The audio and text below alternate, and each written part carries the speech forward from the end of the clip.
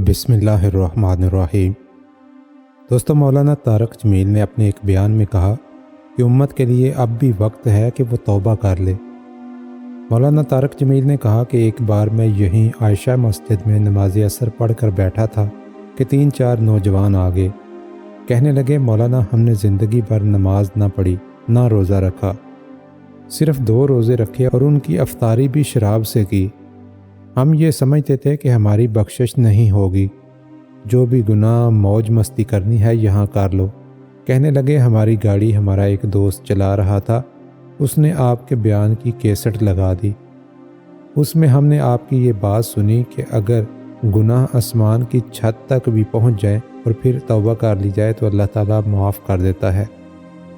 کہنے لگے، ہمیں تو پتہ ہی نہیں تھا کہ اللہ اتنا غفور و رحیم ہے۔